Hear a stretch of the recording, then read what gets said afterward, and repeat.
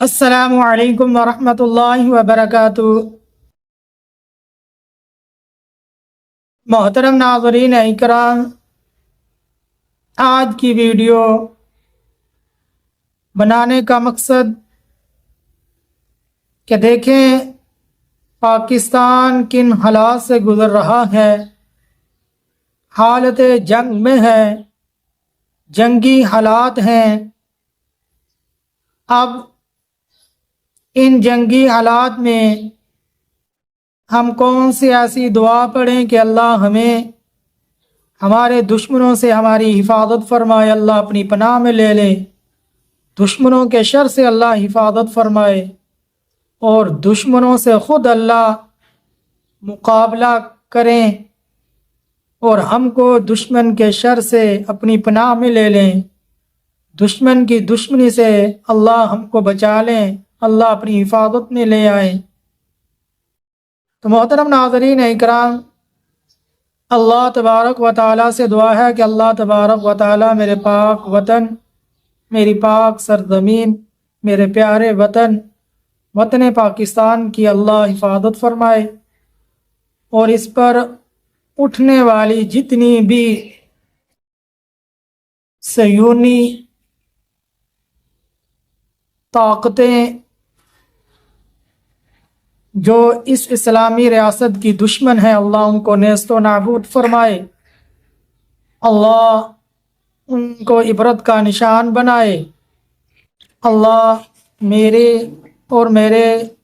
اس پاک وطن میں رہنے والے تمام مسلمانوں کی، تمام انسانوں کی اللہ حفاظت فرمائے، اپنا امن و ایمان میں رہنے کی توفیق عطا فرمائے، ہر طرح کے لڑائی جھگڑے سے اللہ ہم سب کی حفاظت فرمائے۔ اور اسی طرح 31 جو میرے مسلمان بہن بھائی، میرے بزرگ دشمن کے وار کرنے کی وجہ سے ہندوستان بھارت نے جو بزدلانہ وار کیا ہماری مسجدوں پر، ہمارے مدارس پر، اور ہمارے ننھے بچوں کو شہید کر دیا، اللہ تو خود اس سے انتقام لے، اس کو عبرت کا نشان بنا۔ اللہ مساجد آپ کی، مدارس آپ کے، آپ ان مساجد اور مدارس کے رکھوالے میرے اللہ آپ، اور جو اسلام کے دشمن ہیں اللہ تو خود ان سے انتقام لے، عبرت کا نشان بنا۔ اللہ میرے پاک وطن کی حفاظت فرما۔ اب محترم ناظرین اکرام، اللہ تبارک و تعالی یہ 31 افراد جو شہید ہوئے، اللہ ان کے لواحقین کو صبر جمیل عطا فرمائے، صبر کاملہ عطا فرمائے، اللہ ان کی شہادتوں کو قبول فرمائے۔ بہت زیادہ دل غم زدہ ہوا کہ دشمن کتنا بزدل ہے، جس نے مسجدوں اور مدرسوں کو نشانہ بنایا، کتنا بزدل ہے تو، بس اللہ ہی تجھ سے انتقام لے، اور اللہ ہی ان مسلمانوں کا بدلہ تجھ سے لے، جس بزدلی کا کام تو نے کیا۔ چلو محترم ناظرین اکرام، چلو آ جائیے اس حدیث شریف کی طرف۔ کیا حدیث شریف ہے کہ سیدنا موسیٰ عشری رضی اللہ تعالی عنہ بیان فرماتے ہیں کہ امام الانبیاء تاجدار مدینہ فخر دو عالم صلی اللہ علیہ وسلم پر جب کسی قوم کا اندیشہ ہوتا تو آپ یہ دعا کثرت سے کیا کرتے تھے،